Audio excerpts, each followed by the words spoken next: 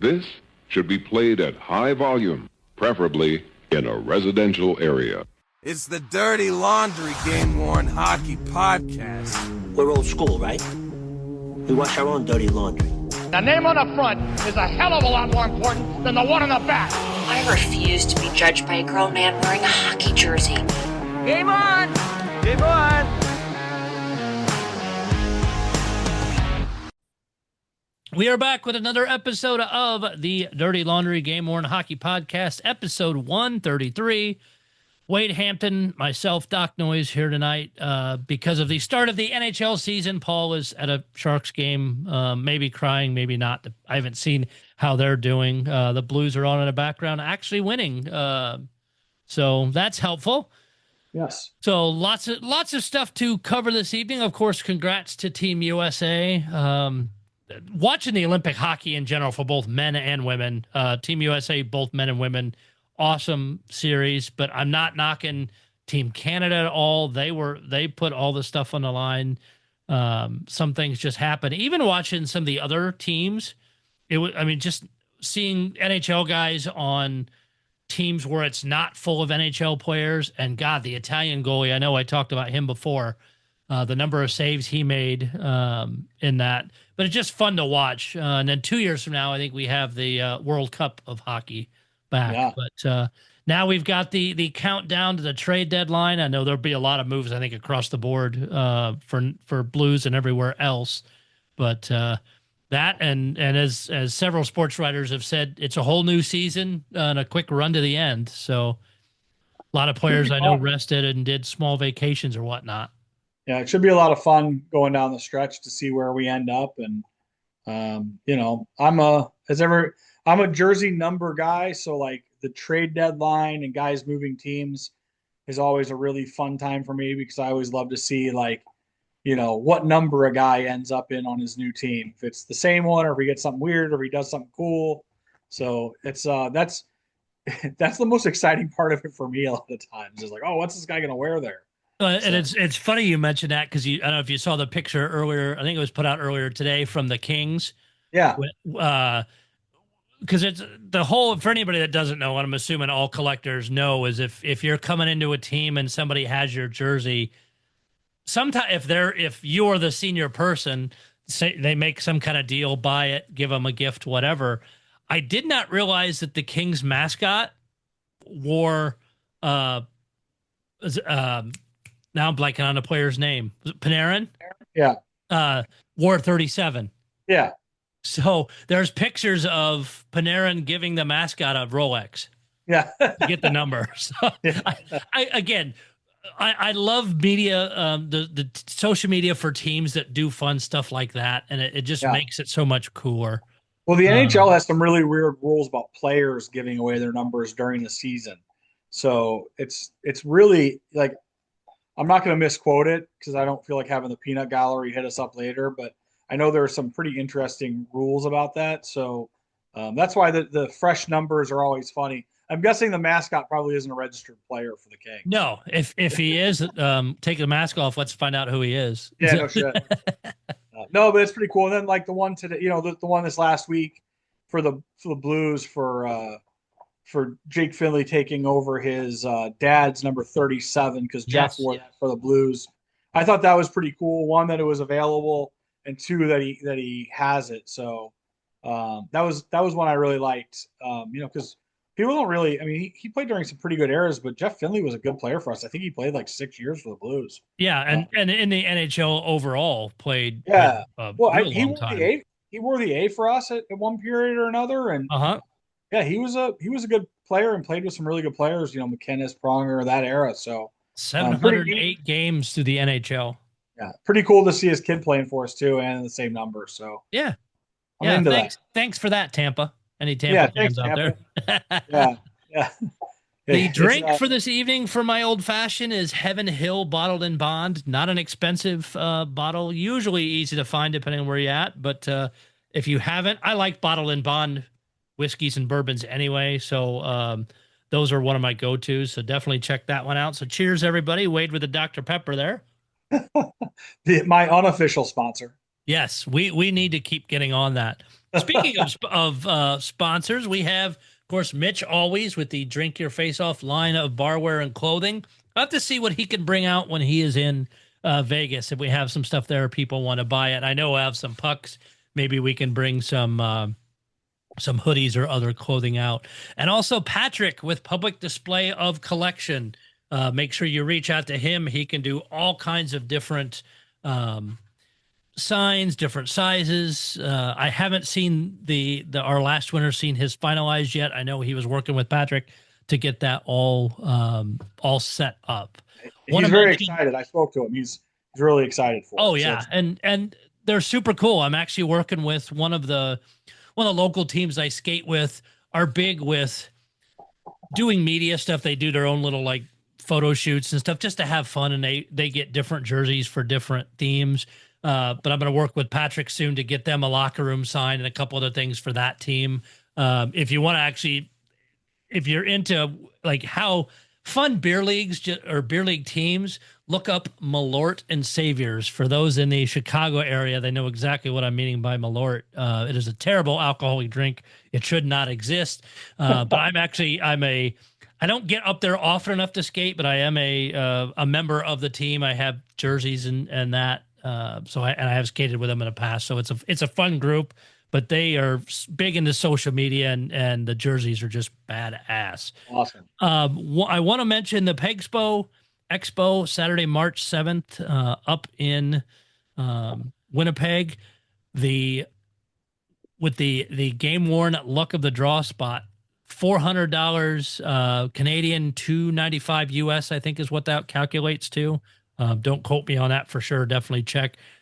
Reach out to Pat if you're in the U.S. so he can invoice you accordingly. But I think the interest in that might be a tad higher now because there is a 24-25 playoff set Connor Hellebuck away jersey in there. So I know that will be much more sought after now that the Olympics are over. So at 11 a.m. Saturday, March 7th, they will do that draw. You can buy as many spots as you want. Like I said, in Canada, if you go to truenorthshop.com, it's out there. If you are U.S., please reach out to Pat, and he can get you set up with that. Well, I did offer, Justin really said he wanted a Manitoba jersey, and I did offer to, if he happened to get the Hellebuck and wanted to swap it out, I'm more than happy to swap him the Hellebuck if I end up getting a spot and get a moose. We can do a straight up swap. It'll be nice and easy. I mean, it seems pretty fair. If that's what he wants, I just want to help out a friend, Yeah. I know Justin would appreciate that, and I think he would probably be on board with that. Getting into some of the different auctions, Pittsburgh Penguins on NHLauctions.com have the jerseys for Warmth, game worn jersey, worn on February 26th versus the Devils. The auction actually opens tomorrow. Jersey will be worn for a game at PPG Paints Arena. It'll benefit the Dollar Energy Fund. Jerseys will be authenticated by the Pittsburgh Penguins. The jerseys look nice. They're just like the stock images right now. They will change them once the game is played tomorrow. But they do open tomorrow, or actually tonight at midnight. I know you'll be hearing it. They'll already be open. Yep. My Gray, we've talked about this closes March the 4th, the 1,000 game milestone auctions for some of the Nashville players, Yossi, Coyle, and Dylan. The puck auction ends March 18th, and that is all that My Gray has. The Bruins have one of their auction going on right now. These, I think, will go, and I've talked to a few people, seem to think it will go for a pretty penny. But again, it's a one-game jersey. Is Chara Knight retirement jersey. They have 5 days to go right now. And like Pasternak is at $25.50. Let me see who else is high here. His is the most, and then it drops into the 1,025 or 1,100, and then a lot of I would say single digits, 3 digits, 650, 700, with just 5 days to go. So they are nice looking jerseys, but again, a one game jersey. I know that does turn turned some people off. Those were worn on, if it hasn't in here, January 15th. They did wear those, and like I pulled up Pasternak's as an example. I do really appreciate that the Bruins put these right on the auction description. It says 1 game played, dated 1/15/26 versus Seattle, 1 goal, 19 minutes 23 seconds time on ice, and Bruins win 4-2. So that's Very nice. Even before bidding, you know all the What you're stats getting. for that jersey. That is really cool. I think that's it's neat that they're giving people so much information because it takes away the guesswork. It seems like, I actually really love the fact that the Blues don't give you like the game log thing until you get the jersey. Because I think that's part of the fun surprise for me is like you get your jersey and you're like, oh my God, how many games did he actually wear it? I mean, you have a pretty good idea how many games they play in, but the log sheets are fantastic. I think they Oh yeah. really are game changers. But Yeah, and it's like with the Blues auctions, they usually have the dates started and dates ended, so you can go in and the away jerseys are much easier to figure out than having to do the extra math for when they've worn alternate sets and things like that. But yeah, you're right. When you get that sheet, it really hits home, and then you can check the stats either before or after on what they did. But again, sometimes it gets excited because people want to know, and you don't have to do any research. It's right there between Boston doing that, Vegas doing the video stuff now. Besides jerseys or besides pucks, they're also doing it with jerseys now too. The video awesome. stuff, I love it. It's coming a long way. More teams. And by the way, spoiler alert: when we're in Vegas in April, Vegas Authentics will be at the show, and I am planning on interviewing them for the podcast. So it'll be fun talking about that and different things because we're seeing more and more teams realize doing those other little things draws more attention to their jerseys and may get people more excited in them. Absolutely, I think that's really fun. The Vancouver Canucks, they have an auction running right now. They're set to skate style jerseys. They go till. Sorry, I had this pulled up and then actually closed out of it. They're set to skate auctions. They have 5 days and 4 hours. If you go on their site, the starting bids and stuff do list as in Canadian funds. If you just like that style, there is a handful of set ones just available on their site to buy. They do have a very nice site. It's really the first time I think I've looked out here, and some of the pricing on their stuff is extremely reasonable. I don't know, especially speaking as an American, what they're shipping, and again, not being political, but tariff questions and stuff up in the air. We don't quite know what that's changed, but their pricing on stuff is pretty good. So, I've bought from them before, and it was pretty easy. I think it was before the tariff thing, so I can't speak on that. But they do a really good job, classy packaging, the whole thing. So, and they have similar to again, just basing it off what we're used to with Ringside Reserve. They do have a whole section that has just buy it now equipment, game jerseys listed there, sticks, pants, pucks, locker room nameplates, you name it. There's all kinds of stuff out there. So check that one out. And then an upcoming one, this got sent to me today, and I saw it in I believe I saw it in the Avs group as well. Do not know when this opens because they run it through GiveSmart. It just has a countdown clock. But the Nordiques style Avs auction is getting ready to start. You can actually go out and see it if you go to the Avs, the GiveSmart link for them, and the jerseys are out there, so you can take a look at them. They are all starting at $350 for the jerseys. They definitely will not stay there for going. Oh, you don't think those are going to stay? Yeah, you don't think those are going to stay? Yeah, those are going to stay real cheap. Yeah, real cheap. No, They those do are have Blackwood's glove and blocker and his pads in the auction as well. Those are sharp. For any of us that grew up around watching hockey a long time, the Nordiques logos and jerseys and stuff always look really cool, and I'm glad that they did do those. So, and again, you have some like Burns. There's 3 jerseys listed for him, A, B, and C.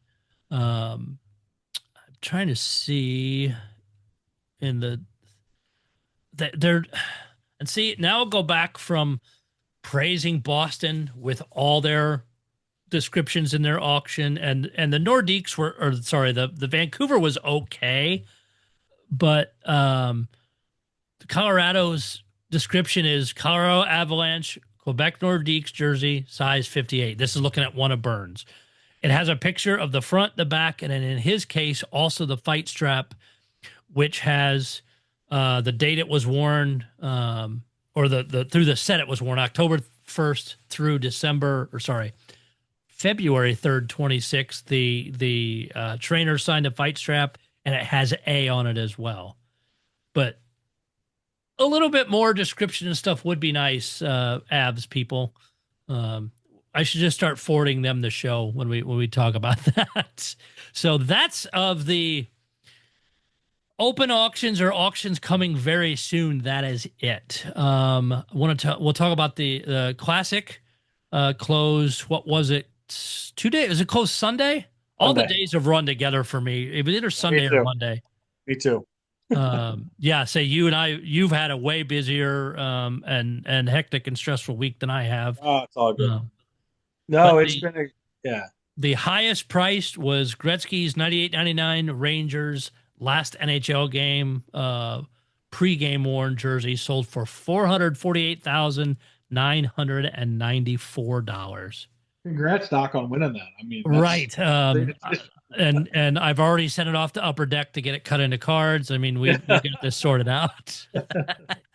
The second, and I laugh about this just because, I mean, we, as this podcast as a whole, and most of the collectors in our hobby like jerseys, like equipment, like that. And I know some of the collectors are into cards and things, but the Maurice Richard's rookie card that was graded a 9 mint was the second highest item sold at $62,968. Yeah, that's. I mean, to put it in perspective, though. I mean, like as rare as that card is, and probably how many few nines there are, it's actually really cheap if you look at like what a Gretzky 9-10 goes for, or if you put it in perspective and put similar era, probably similarly tough graded baseball cards and even football and basketball cards from that era, it's pretty reasonable, believe it or not. But man, card people it's a different world from our jersey world, but yeah, there's definitely some crazy prices out there for that stuff. And I mean, you see it even with the modern stuff and the videos that I come across all the time of people going to different stores and buying the boxes and all this thing. And it's crazy money. The third highest was also cards. It was a 6970 O-Pee-Chee 172 card set, rated mint 9, sold for $56,596. That's pretty cool. We didn't get a jersey again till the 4th as Tim Hortons alternate captain's Leafs at 53. Wow. Another amazing jersey though. Right. And Good then for putting out some pretty great stuff. Oh yeah, and then you got a George Vezina, again, hockey card, rated just a PSA 6 but 44,428. And then Mario Lemieux, I mean, I think he played a little bit. We don't know a lot about him. At 34,621, and then masks and rings. It's just kind of interesting to see where things fall. But it shows how eclectic collectors are. Yes, for sure. Yeah, you think about an auction like that, and you think about what people focus on and what they want. Most people would assume that the people buying the vintage stuff versus the modern stuff versus the cards versus autographs. I mean, it's pretty neat to think about putting a catalog together that probably draws together so many different segments of the collecting communities. Yeah, and this is kind of a neat piece too, is Crosby's 2005 World Junior Championship helmet sold for $19,956. Then you go down just a few more. There's a 42-43 Blackhawks barber pole, original wool jersey, sold for $14,153. And again, I don't know who the players are. This guy's name is Earl Seibert, and I don't know where he ranks in Hawks history or NHL history. But for that era Hawks barber pole, and again, I'm just shooting from the hip. I'm not an expert in these, and Chicago Blackhawks experts reach out and see what you think on it. But sold for $14,153. That seems to me a little low. Yeah. But again, I'm not an expert that hard to on find. vintage in that style. Yeah, something like No. that. I mean, God, anytime you get, I mean, it's hard enough to find 60s Blues jerseys, and then just looking around trying to find anything, 50s, I mean, just there's probably so few. I mean, again, like that's not our team or whatever, but you have to assume there's so few of those out there, and they probably become available so infrequently. And I did want to congratulate you on your purchase as well. And I think you got a steal. You did get Ron Hextall's 88 Mercury Cougar Flyers limited edition. I mean, only 87.85 for it. That is a steal. I mean, listen, that thing is going to look great cruising to work. I mean, it's a really special car. I really, it's a beauty. I actually, believe it or not, I did not win it, but I would have actually loved to own it. That was actually one that I saw and I was like, man, that'd be actually really cool to have. It's only got 15,000 miles on it. I think it's awesome. If you read the thing, I believe you have to like get to the Philadelphia area and pick it up get to the Philadelphia area and you get to go to Hextall's house and get the car. Yeah. I mean, that's actually super cool. I mean, can you imagine up? And if any collector won that, please reach out. I would love to have you on, or at least if you don't want to say who you are, shoot me a message, say, yeah, I want it, and tell me how picking it up went, because that is awesome. What I want to know is if you pick it up, if Ron gives you a full tank of gas. I want to know if that thing is like half full or full. I want to know if you're stopping at Wawa as soon as you pull out of the driveway down the road and having to put some, unleaded in it, or if you put some premium full tank, or, that's my real question. I know it should have a full tank, right? Oh yeah, I would absolutely think so. But I love seeing. Well, what was the auction previous to this had the door? Yeah. So I mean, I love seeing oddball cool things like that. Heck, maybe this car will show up at the at one of the expos coming up soon. Yeah, no kidding. That would be hilarious. But that's kind of some of the interesting pieces and where stuff closed for classic. This other one, and I meant to pull up Facebook here so I could have the full read the full details of it. I actually have reached out to the poster on this, have not heard back from him on it. In regards to, and I think a lot of people have seen it already. If you haven't, go to the main jersey group. There's actually kind of two things we'll touch on. One of which being the Olympic the 2026 men's and women's Olympic auction. That's a problem. So the backstory with this, and I'm assuming Wayne, you had read all of this as well. Yeah. This, and of course I'm trying to find the post now. I should have grabbed this a long time ago. I will say one thing while I'm hunting for this too. I liked all of the Olympic jerseys that kind of rubberized like little V neck. I'll be curious if, and I know maybe it's designed specifically for, is it Nike Bauer that did those? I know it has a Nike swoosh, but I don't think it was them that actually did them. But that rubberized like center of the neck was just a really different design. Yeah. I think, it's definitely something different. I mean, I think you can see that you're not really seeing it with the Fanatics stuff yet, but I mean, they're like Fanatics is doing some of the stuff with the sleeves and some of the inlet styled, stuff that they're doing on them. But the rubber thing is always, weird materials has kind of always been a Nike thing if you think about it. But, the jerseys across the board, I mean, I enjoyed all of them, especially when seeing them in gameplay. Canada did a good job with their jerseys. I like the U.S. jerseys for being kind of What was it? The one game, it was USA versus somebody where the jerseys were hard to discern apart. Yeah. That was, too much white in it. Yeah. Fun tournament. I had a blast. Yeah. And actually, Let's get to the couple other stories first, then we'll get into the Team Canada thing. You just got back from a trip.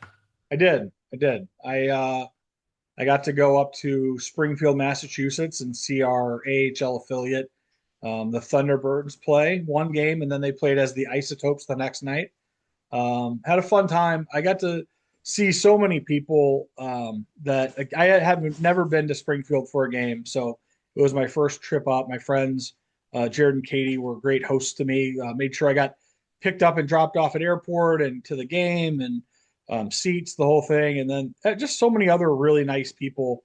The people I know in the organization who have worked with me for jerseys over the years, actually getting to like say hi and do handshakes and all that was fantastic. And then the amount of people that just kind of came over and said hi or introduced themselves, or I planned on seeing when I got there.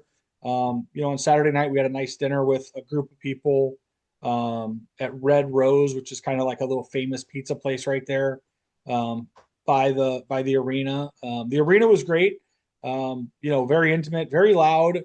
Fans are very passionate. I mean, the one thing that I thought was great was the amount of jerseys that were in the building.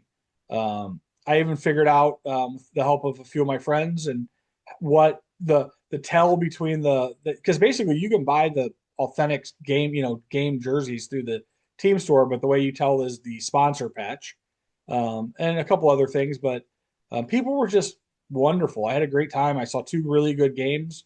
We won the first one in a shootout, and then the next night we beat Providence, who has been on a tear. And then obviously I got to bid on some jerseys after the game. People were very cordial in that process. Even I wanted to make sure I said that. I thought that was pretty cool. There was, there's some passionate people, and people wanted the jerseys, but and that's a live auction they run on the ice during the game or post. Oh yeah, the players come off the ice. It's kind of cool how they do it. You basically go sign up, and they give you like a little bidder sheet with a number on it, and then the players actually like come out on the ice. They said the players don't always, but this time the players came out of the ice and like held their jersey up, and then you did live bidding. You did not get to meet the player, which I kind of was disappointed, but I understand that they do that at the end of the year for the jersey off the back, so they're trying to differentiate it. But the players came out and held up their jersey, and then live bidding happened. Like I said, it was a lot of fun. It's hard to say I didn't have a really good time. It's not really jersey hockey related, but it is jersey related. I did go and spend Saturday afternoon at the Basketball Hall of Fame is there as well. And they have an incredible collection of jerseys and sneakers and memorabilia from the history of basketball. And obviously this is the Dirty Laundry Hockey podcast, so we're not a basketball collecting community, but they have some really incredible stuff and well displayed. So the Basketball Hall of Fame was my last of the four major pro sports Hall of Fames to check off my box. And this is not because I know that I think the NBA has one. This is all basketball. Yeah, this is everything. So they had stuff going all the way back too. And so the one thing is basketball. Naismith actually invented the game in Springfield, Massachusetts, at the YMCA college at the time that then became now is Springfield College. But so the history of basketball starts right there in Springfield, Massachusetts. I had a wonderful time there. Like I said, I can't understate how nice people were and how much fun I had. I got really lucky on getting out of there. I flew out Sunday morning. And if you know, the East Coast got a huge dumping of snow, and a lot of flights got canceled on Sunday. You'd have still been shoveling if you were there. My flight out on Sunday morning was I had like a 6 a.m. flight out of Hartford, which is about 25 minutes down the road from Springfield. That's where I flew in and out of. So and the funny part was I was thinking about changing my flight to a later flight that day. And then I was like, I need to get out of here because I had some family personal stuff going on. So it worked out perfectly because the way the Olympic final fell was right as I landed in Chicago. And I had the Wi-Fi on the plane, but right as I landed in Chicago, the game was starting. So I watched the game as I walked through the airport towards my other gate, which is on the other side of the airport, on my phone. And then I found a Chili's. Shout out to the O'Hare Chili's. Doing Got to breakfast. Yeah, Always I did nice on a breakfast at Sunday morning. Chili's, which was disgusting. If everybody's heard, I used to travel for work and I used to go in and out of O'Hare all the time. And God knows I hate the Chili's in O'Hare, but uh, there was an available bar seat. I grabbed it, and there were some wonderful hockey fans in there. It was actually a lot of fun. There was some hockey fans, and there was a couple guys. I'm wearing a St. Louis, item. There's some guys. There was a guy wearing a Rangers hoodie, and a guy wearing a Canada hat. There was a couple guys from Canada, from New York. There was guys from everywhere, and we all sat around. And luckily, my layover was long enough that the majority of us sat there the whole game and watched the whole game. And it was Nice. a really neat little crowd. And it was, if I wasn't going to be home or be with friends to watch it, it turned out to be a really nice way to watch the game. And I had a really enjoyable time, and then caught my flight home to St. Louis. But yeah, across the board, I had a great time. I obviously have a couple of the Isotopes jerseys behind me. And I just want to shout out to the Springfield organization for putting together a really, really nice venue. The merchandise is nice. Everything about it was great. I think everybody always wants you to complain about something, and I really have no complaints about my trip.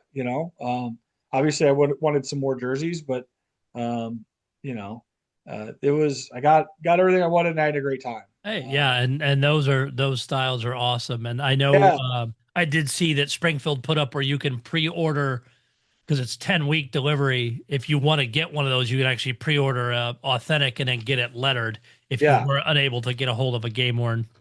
So yeah, I think the ones on Dash, the issued ones closed on Dash tonight. I think those actually just closed a little earlier tonight.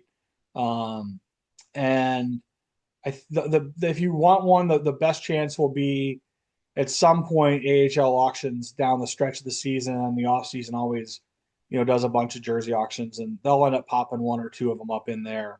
Because Springfield does do one thing I want to give them a lot of credit for, is some of the players do wear two, and they actually when you get your bidding card, they actually give a list of the players that wore two that night. So that night, the players wore one for warm up, and then the jersey that they wore for the rest of the game was periods 1, 2, and 3. There was a little snafu there. They got mismarked. I guess the players wore the ones that were supposed to be for the game in warm ups, and then wore the warm up ones during the game. So there was a little confusion there, but again, the organization did a really good job of clarifying it and are fixing some LOAs and stuff for the people that have asked. But I did just quickly check the ones that closed. The highest was, and imagine that, Dalibor Dvorsky at 1,000. So yeah, that was a buy. So they had buy it now as 1,000. Then I think they started at 500. So yeah, a lot of them 750, 600. So, but yeah, super sharp jersey, especially if you're a Simpsons fan too. Yeah, and that's about where the issued ones went in the auction. The jerseys that night went from, I want to say, in the 600-700 range for the issued up till, I want to say the Zaranko sold for in the 1,500-ish range.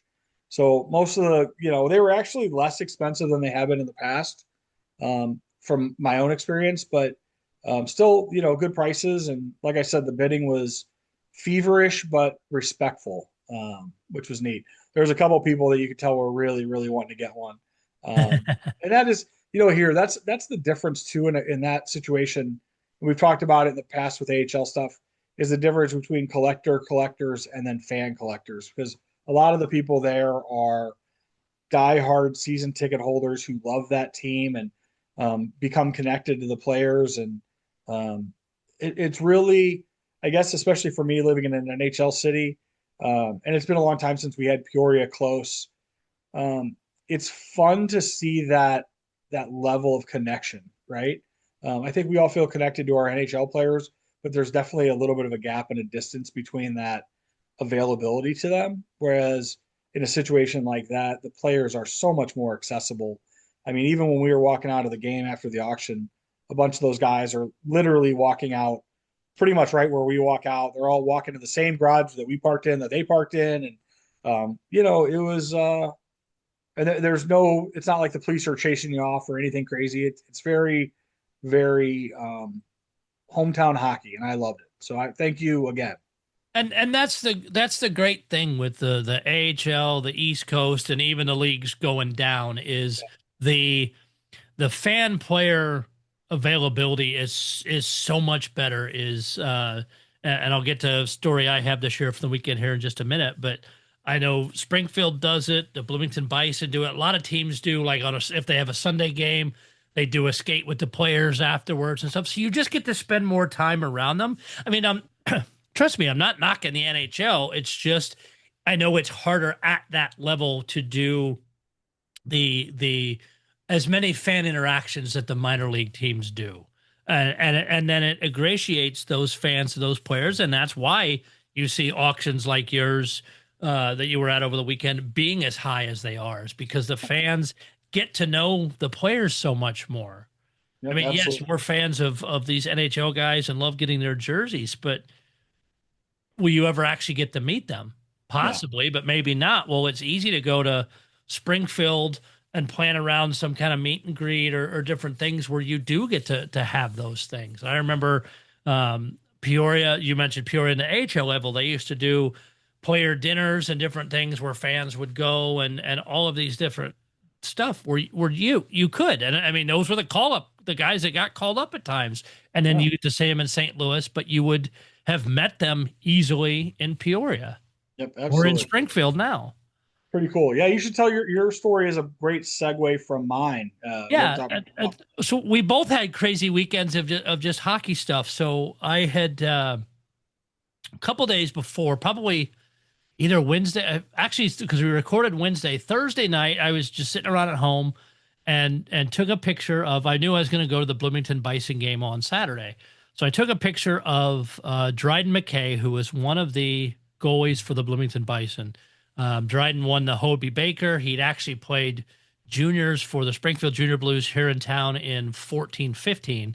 So I took a picture of a preseason Maple Leafs jersey and then his Newfoundland Growlers East Coast Hockey League jersey that just beat to hell. That, for anybody that doesn't remember, that was the ECHL team that folded about 3/4 of the way through the season. They were having financial issues, and I think the owner had two teams, and the ECHL said you better decide which one you're closing. Yeah. So they closed that one. Luckily, I was able to pick up one of his game jerseys through the team as they were folding. But I had just put a picture of those two jerseys up saying, hey, we're going to wear one of these to the Bloomington Bison game. And I tagged the Bison and I tagged Dryden McKay. Hadn't seen really much action on the post or anything. So I get my wife and son and I get to the game on Saturday. And my wife and son had never been or have not been to a Bison game before. My wife had been to the arena for concerts, but country night, that was a little rough on me because I can't stand country music, but brought home a cowboy hat and listened to bad music during the game. But as I'm sitting there about halfway through the second period, I get a notification on my phone for an Instagram message.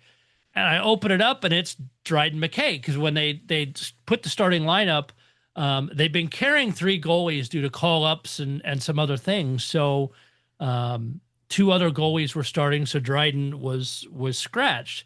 So I get a Facebook or an Instagram message saying, hey, I saw your post. Are you at the game tonight? I said, yep, I'm in section 112 or whatever. He's like, well, I have a signed stick for you. So I was just blown away by that. I thought he would just remark about that cool jersey. That's awesome. You have it. So a message back and forth with him to meet at their bench once the game was over. Unfortunately, they did not win, and they were also hosting a post-game country concert, so my window was kind of tight. Made it around to the bench, met up with him. Super, super nice guy. First, he looked at the jersey, he's like, how the heck did you even get that? I'm like, well, when they folded, they sold all this stuff. But it was super nice to meet him. Told him I used to watch him play in juniors and all that, and gave me a nice stick here. And it was funny, too, because when he handed it to me, I'm like, why is it green? He actually had started the season playing for the Utah Grizzlies. Yeah. And then was traded to Bloomington. So he played early in the season, even Bloomington, with his green sticks. So it was just cool to have that unexpected thing. I actually want to reach out to him and see about interviewing him about getting the Hobie Baker and stuff, especially with us doing the Frozen 4 Expo. But it was just a completely was blown away. Something he didn't have to do. I didn't expect anything. Didn't reach out and say, "Hey, I'd love to get something from you." Was just super super nice guy and was really really awesome interaction. I know some other people have those things kind of happen. Well, it's just out of the blue like that. It's always cool. And again, going back to AHL, East Coast, and lower levels, those interactions I think are a little bit easier to have.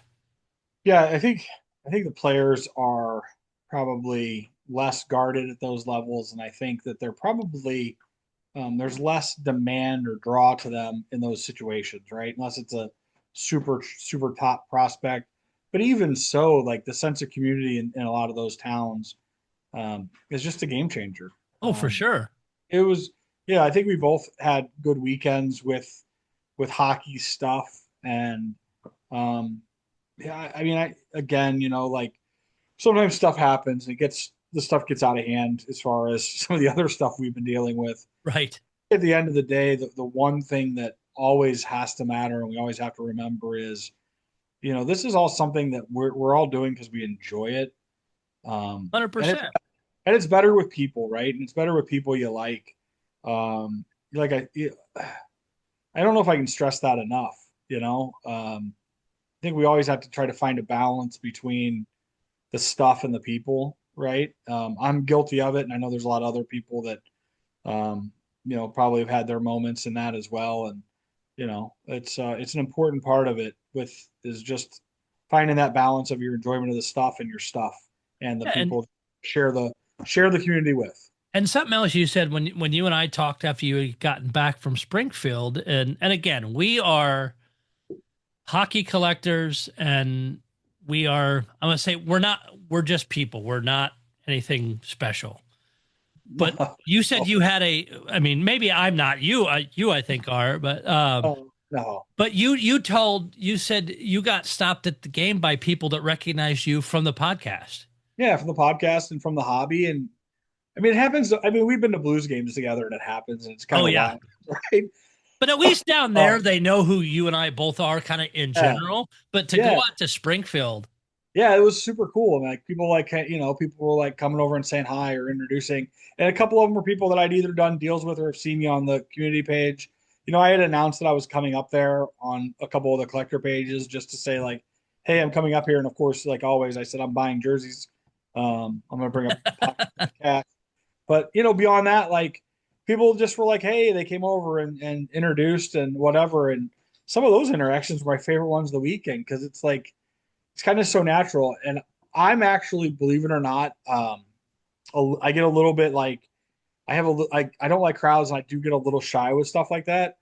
As I've gotten older, I've clearly gotten past that. I say you shy, bullshit. Yeah, no, but I still have like those a little bit of a moment there. Like, like I think everybody has that little young guy, young kid in them where it's like, oh, but man, I'm so fortunate to have made and kept so many really wonderful connections in the hobby. Right. And I think it's always fun to have that reminder. So,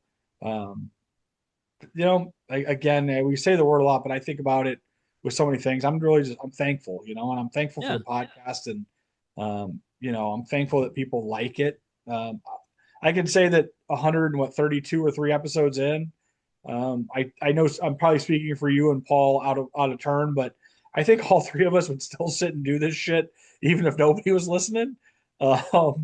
But it is nice to know that people. No, you're 100% right because we enjoy doing it, and some weeks it's more of like this. It's just there's not one solid thing we're locked into, so we'll touch on a lot of different things going on in the hobby or around the hobby. Yeah. Other weeks where we have a guest who they're always. It's funny. Sometimes I wish we could record the before and after and put it out there, but just the other stories we get, the cool conversations we have. We're lucky, and it's funny how many times when we have guests on and we talked to before the show and they're like, "Oh, I'm super nervous on that." I'm like, all we're doing is talking. I mean, I said if we were at an expo or if we were hanging out, we'd be saying the same stuff.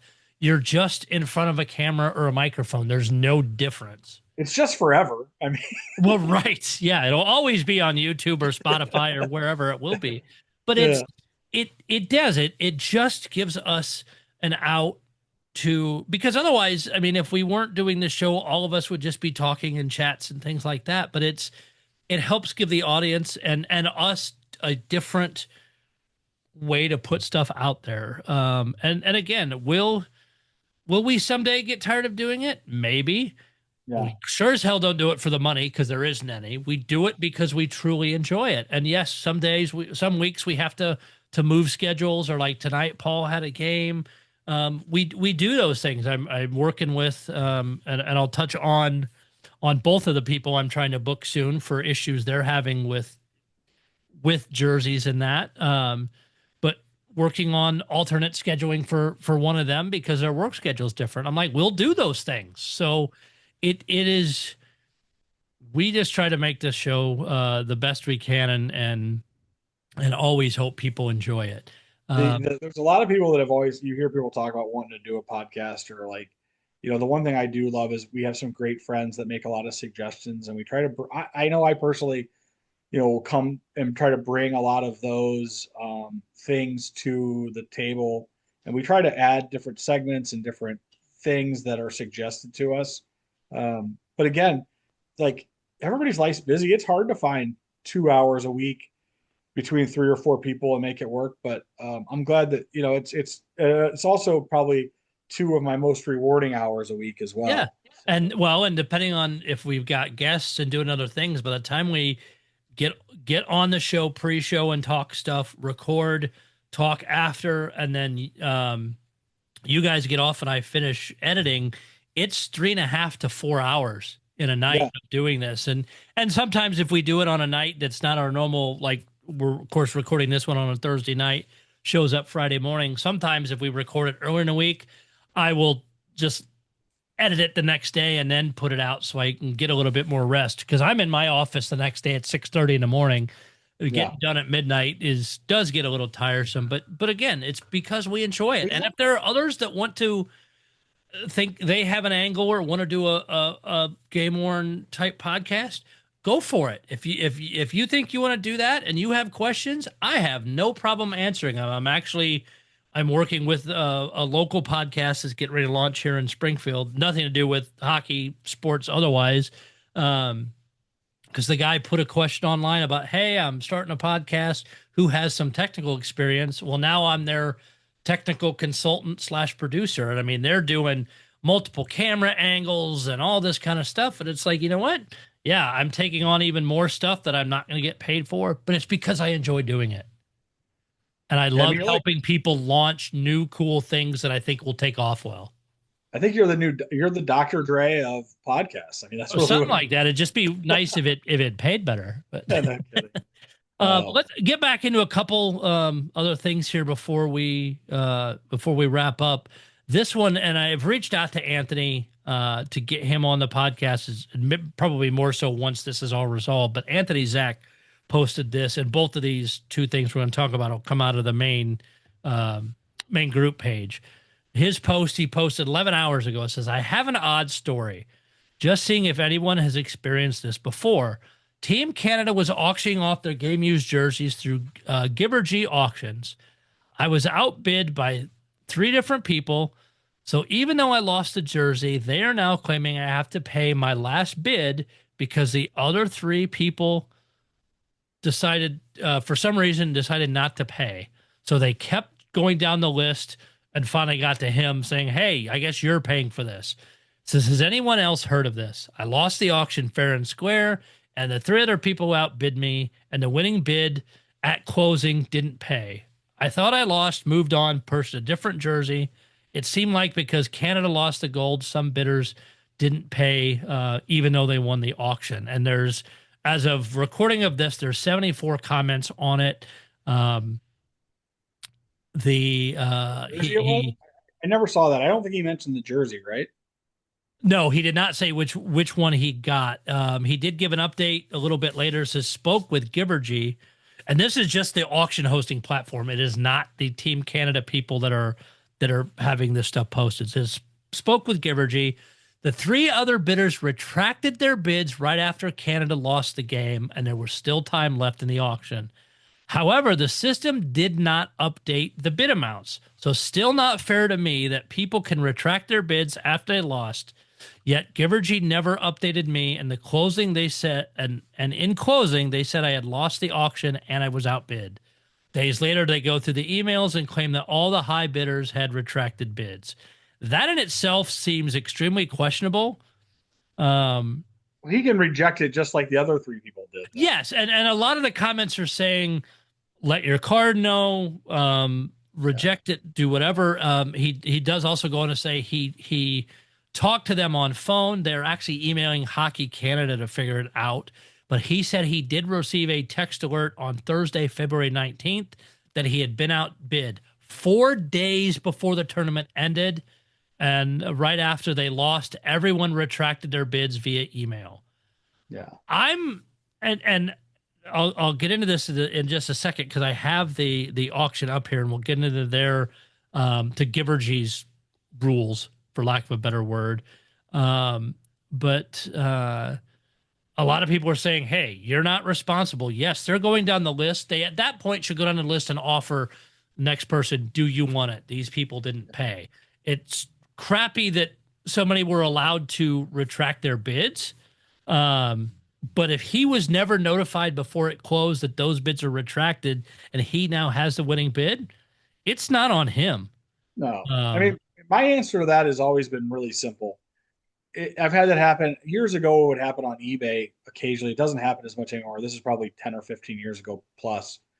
My rule, and if I've ever had been contacted by somebody or had that happen, is okay, I'll take it at whatever my first bid was or my high bid was when all of those other people's bids started. Right. Yes. So like, it's not my last highest bid. It's my first bid, which would have been the winning bid if those people did not bid at all. Right. Yeah. Like if Most let's say, oh, that's not what we're doing. But realistically, I want it for the price that was the lowest price before it was bid up. yeah, because let's say you bid $100 and then this other guy comes in and keeps and your max is 1,000. He keeps bidding you up at 1,000 and then he bids 1,200 and he's like, nope, I'm out. Cancel my bid. That should drop all the way back to 100.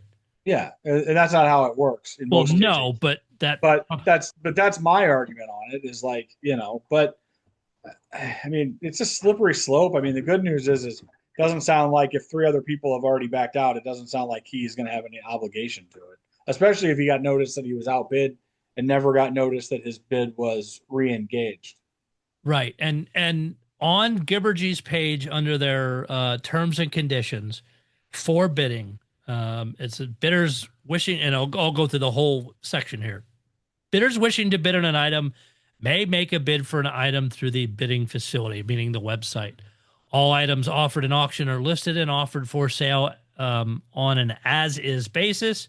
Bidders are advised to conduct any research due diligence on an item prior to making a bid.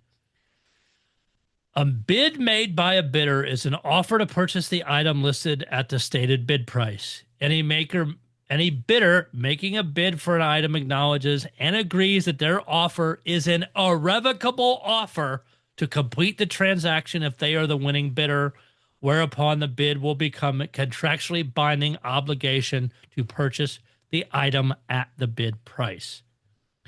If the bidder bids on an item and that bid represents the winning bid for the item, the winning bid is above or equal to the reserve, the bidder's bid is deemed accepted. So if they have reserve auctions and it doesn't meet that, you are not required, unless they just offer it to you anyway. The winning bidder is the person certified by the charity at the end of the auction to be the highest bidder, provided that their bid meets the reserve. The winning bidder may include any... This is one line that has a little concern for me. The winning bidder may include any underbidder who is awarded the item. Yeah. But going through this entire terms and conditions and frequently asked questions, there is absolutely nowhere in here anything about retracting bids. either saying yes you can or no you can't. Um, what And where does it reset to? right? Talks about gift, other laws, charity, third party stuff, but there is um very basic, like even their FAQ. Okay, I missed this the first time, and their rules are 10 tons of crap here. This is under the FAQ, separate from the terms and conditions. What do I do if I want to retract a bid? Please contact auctions@hockeycanada.ca. That's all it says about bid retraction. Yeah, That's not enough. Yeah, it's not enough at all. Because it doesn't say like how they're going to re-engage the other bidder or where the responsibility. no, So many questions there. and I think a good lawyer could tear this stuff apart pretty easily. I mean, here, if it were me, I mean, I don't know. I mean, it's a crazy question, but I don't think, I can't imagine he actually has any real, like, I can't, He should have zero obligation to pay for this. Yeah, especially like I said, for me in that case, it's like, okay, where was my highest bid before any of those other three people got involved? Then let's talk, right? I mean, like you said, the 1,000 to 100, but like let's say it's 1,000 back to 300, right? I mean, you have to. I don't know. I mean, Sure. that would be my expectation. Is sure, I'll take it at whatever my initial leading bid was. And like going to the I know for a bit again, because this is the group that we pay attention to with people are probably sick of it, with the Blues and Give Smart. For a little while there was actually a thing in there about retracting bids. Yeah. And there was a certain process to do it, and it was very well spelled out. They have since removed that because I think they went to your bid's your bid, and that was the end of it. But this is way wide open to interpretation. They just didn't put enough there. So somebody else had said, or at least had similar examples in other places where they did not win, and then were contacted later. It's it'll be interesting to see. And let's say I've reached out to Zach Anthony Zach, once this is sorted out or things are more solid answers, to have him on and let him tell the whole story. But I didn't want to not mention it tonight because it just happened. And it's a huge deal. Yeah, for sure. I will real quick to talk about the prices here. Let's see. Jordan Binnington sold for $7,150. Suzuki $7,700. Celebrini, not surprised. And again, we don't know. Nobody knows till they open their box, I guess, what one they're getting. As we talked about in the previous shows, it explains how that works. But Celebrini's $35,500. Marchant $8,071. Crosby $33,550. Wow. Connor McDavid $65,000. Cale Makar, if it's the red one that he missed the net with, is $24,995. And then crazy prices, which is funny because go to some of the like lesser players. I mean, some of those are like extremely reasonable compared, Well, again, going back to our team, Colton Barreto, $37.55. Yeah, the separation between 35,000, that's 10 times. It's insanity. Like, and honestly, going back to these really quick, Travis Sanheim's $28.50, Kemper $3,000. So 3,000, if I didn't miss any, is the bottom of the men's jersey. And on the women's side of things, looks like 2,000 to 3,000. Marie Philip Poulin, 7,600. And I think that Sarah Nurse, 5,000. But most of those, the cheapest of any is 1,700. But on average, seems to be between 2,500 and 3,500. Be interesting to see what the USA does because they're so weird about how they do jerseys. I wish they would figure out a way to do something more consistent with what they have. Yes, that would be very nice. And then um, the other stuff that just broke pretty much within 30 minutes of the show starting. And I also reached out to him to get him scheduled. He was not able to come on tonight at the last minute. I did actually talk to him, but he has a work schedule we're going to sort out and get him on. And I apologize if I pronounce your name incorrectly because I've never talked to you before. Is Sonny Sui? He got one of the Bruins jerseys, and I'll actually let me share this here through the Stadium Series. And we called it. What did we say, Wade? What did we say was going to happen? They're gonna get moldy. And there you go. That is the front of his jersey, and that's pretty rough. I'm looking to see if he posted any other pictures, but I believe that was the only one. Yeah. It says, "Hey guys, we're gonna play a game. What's the best way to deal with this?" He posted this just about an hour ago. Like I said, right before we started the show. People were giving him a lot of good. What do you think? What would you do? I would definitely, because it's excuse me, it's not. The game's not happened that long ago, so those aren't set permanently. And since that's in the front jersey fabric, and again, these are the only, I did look through his comments. I say I'll reach out to see if there's any other places where that has it.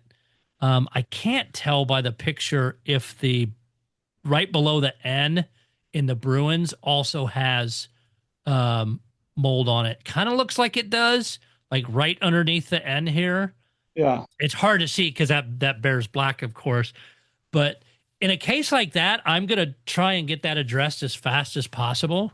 And people are talking about vinegar, couple different things like that. And I commented on it, I said, damp jersey shipped from Fanatics, and said yes.